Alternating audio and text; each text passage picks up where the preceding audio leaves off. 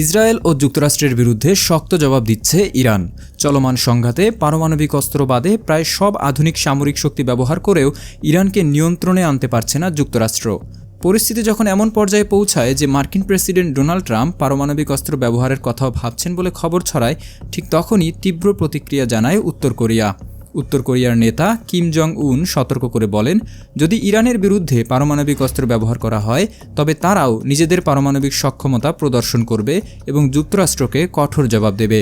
তার এই হুঁশিয়ারির পর যুক্তরাষ্ট্র ও ইসরায়েলের ওপর চাপ আরও বেড়ে যায় বলে ধারণা করা হচ্ছে।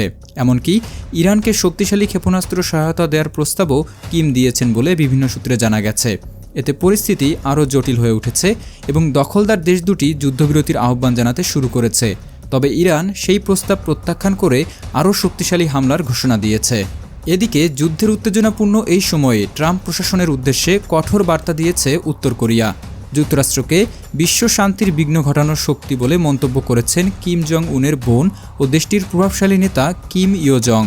তিনি বলেন, শত্রুপক্ষের কখনোই উত্তর কোরিয়ার ধৈর্য, ইচ্ছাশক্তি ও সামরিক সক্ষমতাকে পরীক্ষা করার চেষ্টা করা উচিত নয়। যদি কেউ এমন পদক্ষেপ নেয় তাহলে তার পরিণতি হবে অত্যন্ত ভয়াবহ।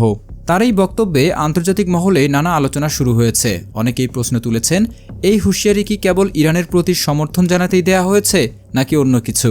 বিশ্লেষকদের মতে বিষয়টি শুধু ইরানকে ঘিরেই নয়। যুক্তরাষ্ট্র ও দক্ষিণ কোরিয়া সম্প্রতি যৌথভাবে নতুন সামরিক মহড়া শুরু করেছে, যা উত্তর কোরিয়া তাদের নিরাপত্তার জন্য হুমকি হিসেবে দেখছে। বিশেষ করে চলমান যুদ্ধের মধ্যেই ট্রাম্পের নেতৃত্বে এই মহড়া পরিচালনার পরিকল্পনা উত্তর কোরিয়ার সন্দেহ আরও বাড়িয়ে দিয়েছে।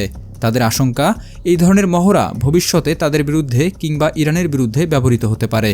সোমবার থেকে শুরু হওয়া যুক্তরাষ্ট্র ও দক্ষিণ কোরিয়ার 10 দিনব্যাপী এই সামরিক মহড়াকে ওয়াশিংটন শান্তিপূর্ণ ও প্রতিরক্ষামূলক বলে দাবি করলেও উত্তর কোরিয়া এটিকে সম্ভাব্য আগ্রাসনের প্রস্তুতি হিসেবেই দেখছে।